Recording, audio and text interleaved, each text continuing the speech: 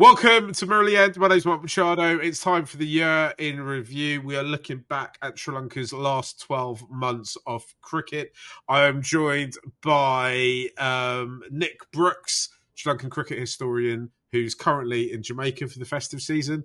I'm also joined by that woman, as named by random bloke in comment section, Estelle Vasudevan, who joins us from Sri Lanka, and Dominic Machado, the professor of cricketology, or sometimes referred to as that ball guy, in the USA. We're talking about Sri Lanka's three best performances. We've got lots of content coming for you this Christmas and New Year's. We'll be also talking about some of the worst performances and other shows, and some of the best individual performances as well. So stay tuned, stay alert, and leave us your comments. Tell us what you're thinking. Have we got it right? Have we got it wrong? Let's get the first nomination for Sri Lanka's third best performance. Let's let that woman, Estelle, you can pick what your third best performance is first. Okay, so I don't know if I'm forgetting something, but I feel like, we kind of criticize how things were done during this series, but the series win against India, the ODI series win against India, is my third pick. I think, despite the criticism on the pitches and how things were done, I think there's still merit in the fact that Sri Lanka beat India after I don't know how many years, and it was, apart from Bumrah, and of course that's a huge omission, but apart from him, basically it was a full strength Indian ODI side, right? So beating them at home, I think is a pretty good achievement. I mean, there haven't been that bigger tournament performances from the Sri Lankans this year, so I feel like that makes the cut as my third best performance for the year for the team. Nick, what was your third place nomination? Mine is the same, and I especially wanted to zero in on that third ODI when the series win was completed. I think it was probably the most rounded performance of the series. There was a really good 96 from Avishka, who I think deserved 100. Kusal Mendis played a really mature innings to kind of carry Sri Lanka up to 248, and then Kamindu came in at the end and banged a quick fire 20 not out. Will Alagay took 5. I remember Asitha bowling Gill with a really good one. And the Premadasa was just like completely rocking, right? And to me, that feels like, as I look back on the year, the day that the good vibes came back into Sri Lankan cricket. I was getting so many texts from friends in Sri Lanka who don't even like cricket, talking about it. I remember there were pictures the day after of kids playing cricket in the street. And I think that if you can sort of separate the year into two parts, that was kind of where the transition came, where it went from being pretty hopeless to pretty hopeful. So yeah, that's my number 3. Dom, have you got an alternative nomination? Or? I do. I'm going to go with the third test in England as my third place best performance. Sri Lanka set out for English shores not really knowing what to expect from this side. I think a lot of people, and especially English journalists, had them written down for a 3-0 whitewash, but they performed well in Manchester and showed that they had the capability to win a match. And after a kind of disappointing show at Lord's, they really turned it on in this third test match at the Oval. The happy hunting ground for Sri Lanka. And it didn't start out well. There was the Ali Pope 154, and I think England was kind of in the driver's seat for the first part of that. Test, they scored 325 runs. It could have been more, but Sri Lanka actually made quick work of the tail here. And then Sri Lanka's reply, apart from a really sort of sparkling knock from Pathum and contributions from Dhananjaya De Silva and Kamindu Mendis, was middling. They scored, 263. Basically, they didn't get much from anyone other than those three batters. But then they turned it all around. England tried to go Bazball on them and score runs quickly and get the match over in 3 days, but they ended up going 156 all out with a brilliant spell from Lahiru Kumara, who took 4 for 21 and basically ran his way through that England lineup. They end up 156 all out. Sri Lanka has to chase 219, and Pathum plays one of those unforgettable knocks, totally dominant, scores 127. He's in full out attack. He looks like such a high class player against a good England bowling attack. Kusal comes in and bashes a few boundaries around to knock out some of the target, and they chase it down that total of 219 in 40 overs. And I can just remember Mark and Nick potting from the stands, going live from the stands there, and seeing the happiness on their faces, the happiness on the Sri Lankan crowd, even the Sri Lankan uncles standing in the back, taking up phone space as they do. It was just a glorious moment. And it kind of, we will talk about the disaster that was the South Africa tour, but this was a moment of hope, saying, okay, maybe this team can actually do something and make themselves competitors for the World Test Championship. So I obviously was at the game and loved that game, and it was the highlight of my of a year in which I got married in. But I will my third place pick is going to be the India ODI. It was the second ODI, wasn't it, that we kind of won. Obviously, I should also use this moment to plug that we have an interview with Jeffrey Van Vanderstay coming up, which I interviewed months ago, but we've been keeping for a fallow period in Sri Lankan cricket. Sri Lankan cricket is just always on. Well, I speak to Jeffrey about that spell as well, actually. So we'll put that out during this festive period at some point. So have a watch and listen to that. There's some things in it that are quite surprising, actually. So that would be my third pick. My second pick, I'll go first in this, is going to be the Oval Test. Firstly, from a personal point of view, it was special because I've been at every single minute of the series in England, which is quite an extraordinary thing to do, and I kind of recommend it if you ever in a position which me and Nick were privileged enough to be in, where we could go to every single day of a 3-match Test series. It's quite something. I mean, I was absolutely knackered, and all I had to do was just turn up and eat food. I can't imagine what it's really like to be a player doing it. One day, next time we have a kind of big Murali End social, I might tell you the story about how I thought I was going to die at what should have been the 5th day of the Old Trafford Test. And I thought God was ready to take me because I was in the stands at Anfield, and I was like, "That's it. I've watched both my loves, and I'm ready to go." But yeah, the Oval Test was absolutely phenomenal. Kumari's spell was incredible. Pathum's knock at the end, especially because I'd spent so long.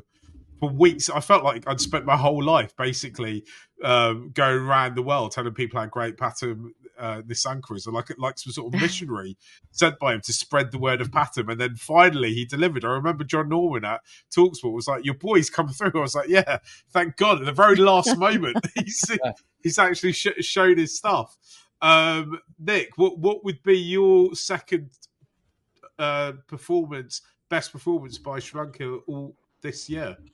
My second performance is the second test against New Zealand, which I think was just a really complete performance, a real domination against a pretty good side. I mean, the first test had been close, and Sri Lanka had got through it despite seeming like they were on the back foot at times, and then just everything went right in the second test, right? We had 100 from Chandimal, huge unbeaten 100 from Kamindu, which took him up to 1,000 runs as fast as Bradman. Kusal Mendis made a really good 100 from number 6 or number 7, which I think kind of vindicated the decision to give him the gloves and move him down the order.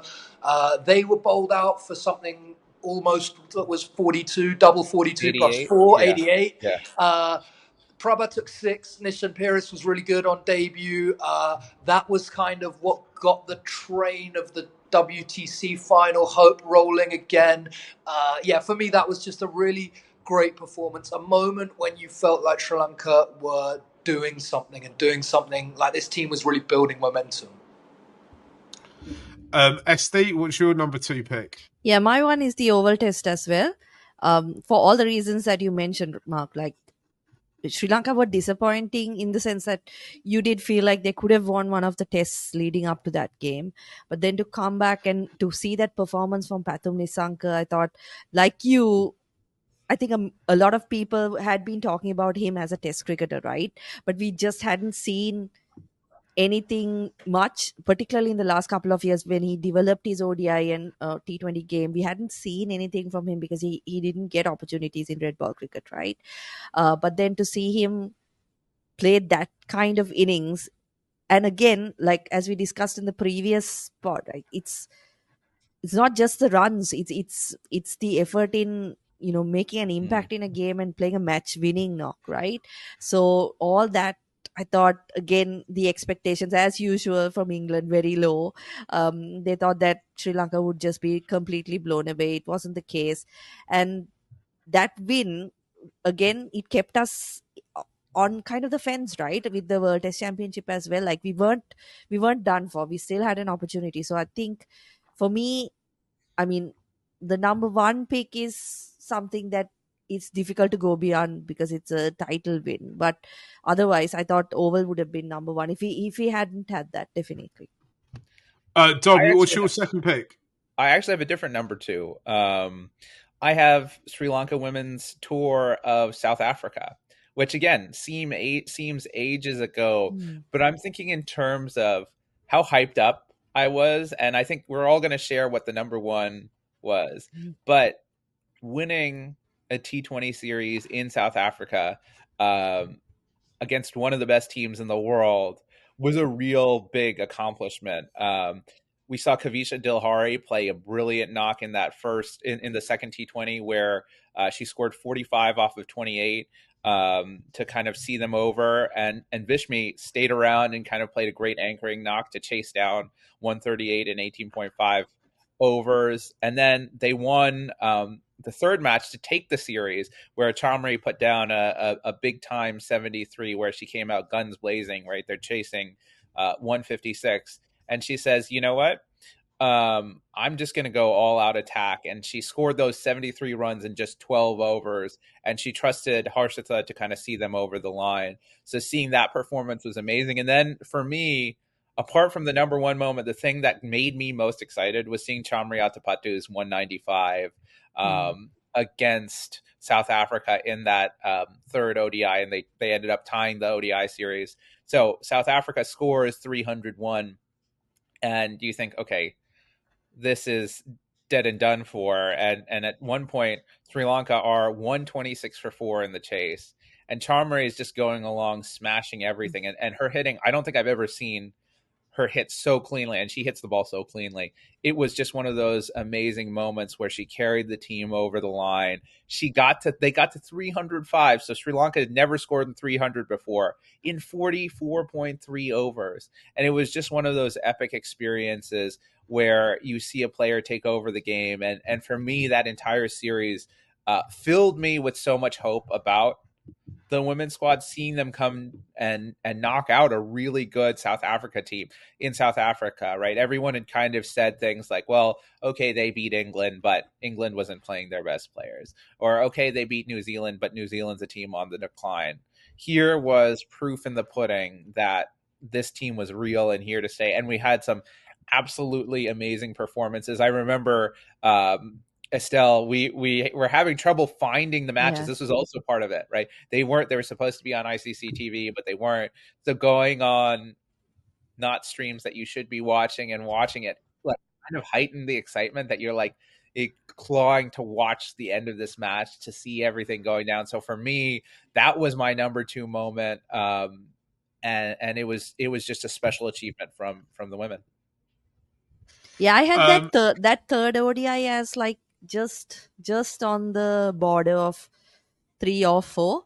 I think that the importance of it is that that's the first time 300 has been chased in women's cricket, right? So it's not just an achievement for Sri Lanka, but it was like a huge kind of a new frontier crossed in the women's game as a whole. So it was just outside my 3. But yeah, Dom, for all the reasons Dom said, right, it was a pretty special series for the women. On the basis that I think we've all got the same number one as number one, the match where Bangladesh got knocked out of the World Cup. A game that obviously didn't involve Sri Lanka, but was still a joyous moment for many of us. I'm joking, of course. Should we do you think then? I suppose this is a vote for the rest of us, without Dom, whether that South Africa series with the women against in South Africa is more significant and more important than winning an ODI series against India. What do you think, Nick? Or are we tossing Lords out? What toss? So I think the decision is probably, we know what the number one game is. We'll get to that in a minute. It looks like overwhelmingly the Oval game is second place. So the Oval's in 2, and for 3, I'm gonna go with. It's really tough. I will go with the women's series victory in South Africa because I think it was more of a shock. Even though the comments are coming in real time, we're pre-recording this anyway. I can actually hear people typing the words "woke snowflake" as you say that, Nick. But I thought you were going to say woke senator. agenda. Yeah, woke agenda. Actually, so I'll be the good guy in this one and say I will go for the India series still, because I feel like the women were, I know, looking back now after their performance in the World Cup and stuff, that it is a massive achievement. But I feel like beating India after that many years is kind of, I would put it ahead still, I think. I think Dominic and Estelle have made such a good argument. I reckon the women's achievement in South Africa is actually kind of bigger, right? Because I still think the women's team is in been so underfunded for so long. I mean, it wasn't that long ago. We were like, where have they gone? Where are they? Do SLC even remember that they've got this obligation to have a women's side? Why is it an obligation for them? They should take great joy in spreading the game of cricket to as many people, regardless of gender, as absolutely possible. And yeah, I will. I make no bones about having a woke agenda, and that agenda is basically about we should do what we can to proliferate the game of cricket as much as possible, as long as it's not our deadliest rivals playing it. So I think in 20 years' time, that series against India will be one of those things that makes a highlight package every time India turn up. But that series against South Africa actually is probably much bigger, of more importance in the grand scheme of it. Estelle, do you want to take us through our actual top pick for Sri Lanka's most impressive performance of the year? Because you were there. Yeah, Asia Cup final. It's so funny to me because when we were talking about doing this episode, and I think Dom mentioned the Asia Cup, I was like, did that happen this year? It feels like such a long time ago. But yeah, I mean, I've never been to a game where Sri Lanka have won a title, right? So I've been to a lot of games in Sri Lanka, but I've never been to a title winning kind of performance. And to see that kind of thing from the Sri Lankan women in Dambulla with people, the ground was packed to its capacity, right? To see that, and I know we've spoken about it so much, covering Sri Lanka women's cricket, and you not having even 30 to 40 people in the crowd, to then having I think the capacity is 16,000, so I safely assume that there were 16,000 people there, to having that kind of crowd. And for me, it was the first time, not just in the final, I think throughout that tournament when Sri Lanka played, it was like I said, I've been to a lot of men's cricket games, right, at Premadasa, at Pallekele, and you have that kind of thrumming in the stands where it's like the whole crowd is moving as one, to feel that in a women's game, and then to see so many women. And I mean, I'm sure I'm repeating myself when I say this, but the impact it had, right? People, for example, my sister, we are completely our interests are completely different, right? She doesn't watch cricket. To have her say, no, I followed this entire tournament on TV, we were watching at home, and I want to watch more women's cricket, right? And that's the kind of impact that game had. Because I always we try not to talk, or it's sometimes a difficult topic to approach, right? Something like representation. But when you see something like that happen, you understand how important it is, because not everyone is like me, who grew up watching the men's game but still, had a love for it and still kind of finds ways to relate to it, right? Some people, when they see the women's team, that sense of belonging and kind of that this game is for everyone, like that feeling it gives you, it's you can't explain it, right? And I saw that a lot on social media in Sri Lanka after that win. So I don't think, even if the men had won an Asia Cup this year, I don't think it could have topped it, because sure, Sri Lanka doing it, first time ever that Sri Lanka have beaten India, won an Asia Cup title. But to do it at home, do it in front of so many people, and literally before the final, every comment was just give India the title, right? Because they are that much better than Sri Lanka. But it was almost like the perfect storm on that day. Everything Sri Lanka did, apart from a couple of fielding lapses, just, it worked for them. And so, like I said, like, not just the actual performance, but the context of it and everything that came after.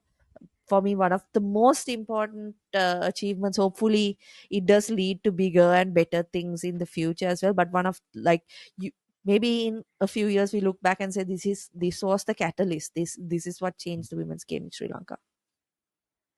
You spoke like a true auntie there, Estelle. You mentioned how great it was, but also mentioned their mistakes in the field. I'm really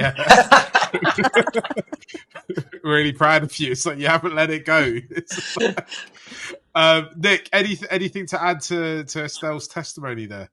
No, I think Estelle summed it up beautifully. And as she said, just a really transformative moment, and something I think that Sri Lanka can look back on and feel really proud of. Estelle, what was it like immediately afterwards? I know, like, the best thing Murali End has ever done was the episode you and Madushka recorded straight afterwards. Well, not straight right? after, but as the lights were being turned off in the stadium, I think that was absolutely, that is by far and away the greatest moment of Sri Lanka this year. But also to have you guys being there and just like tell us what it was like, because it was so unexpected. I think it was, I was so envious of it. yeah, Being there in that moment of sheer jubilation, like that's the whole reason why any of us do support any sort of sports team, right? That transcends Sri Lanka. It's that pure moment of joy. And what was it like? What's your kind of takeaway memory of it? Yeah, so I'll probably insert some of the videos from the crowds that day, because like you had to, I was sending you guys, right, some of the videos where it was just crazy in the stands. And what I remember clearly is that people didn't leave. So once the game ended, and obviously we were all heading down because we had to do the post-match interviews and press conference that was held on the field and stuff like that. And people weren't leaving. Like, people were staying in the ground and they kept cheering. And like, for me, I think of, like, one of the first people I saw was Vanessa De Silva, who is a match referee now, but if I'm not mistaken, one of Sri Lanka's first international captain, women's captain. For people like that to see that happening, I mean, I started following women's cricket in 2015. Okay, so for me it was like I don't know how I was holding myself together, but like for people like that, then you had Harshita's coach, Rantika Galhenage, who was also a national cricketer and was the liaison officer for the Indian team, also be there while Harshita played that knock. All of those things, like, to see them, I mean, to me, one of the most unforgettable experiences ever.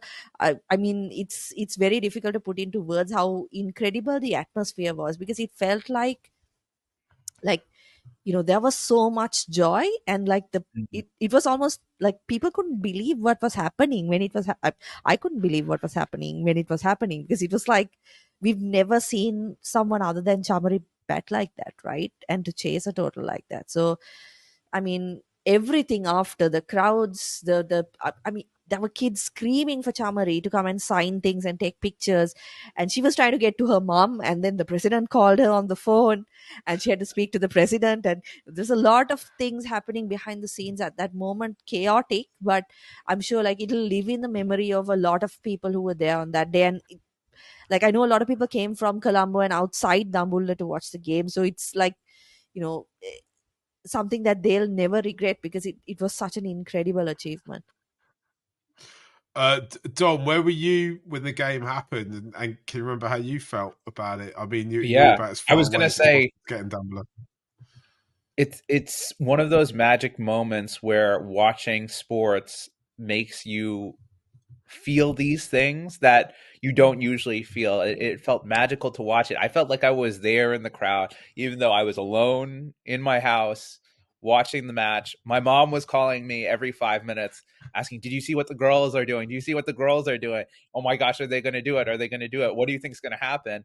And just that energy and excitement. And you know, my mom, again, who watched cricket when she lived in Sri Lanka, but now has spent 30 years away from the country, this tournament kind of brought her back in. She was watching all the interviews with all the women and talking about them and talking about how amazing it was for them to beat India. So that moment of, you know, even though I'm 10,000 miles away, no exaggeration, feeling like you're in there, your heart is beating with every shot. I remember watching, my son was there with me, and he said, my heart is beating really fast. And I was like, that is what it is to be a sports fan.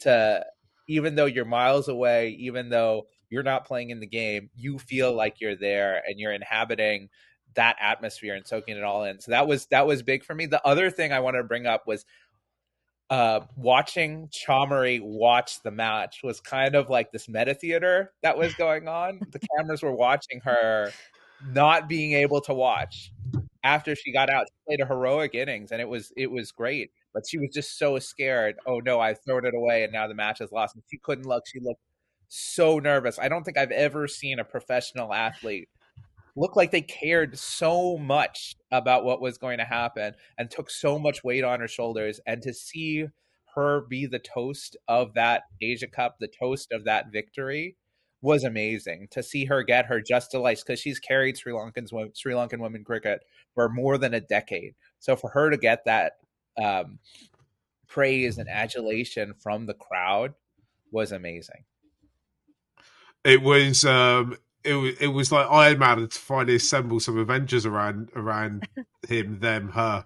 Right? It was incredible. What a great moment, guys! Should we leave it there? Thank you for watching and listening. We've been going through our kind of best moments of Sri Lankan cricket, the Asia Cup, the Women's Asia Cup 2024, by far and away, head and shoulders. The best moment for Sri Lankan cricket. There could have been some other great moments, but the men sadly fluffed their lines. We have lots of content coming up over the next few weeks and days. And of course, we'll be looking at the New Zealand series when we get into that as well. If you haven't done so already, leave your subscribe, a follow, tell your friends and family about us, leave your comments as well. Have we got it wrong? What did we miss? What moment of Sri Lankan cricket joy did we miss? Let us know what you think in the comment section. We'll be back soon. Thanks a lot. Bye.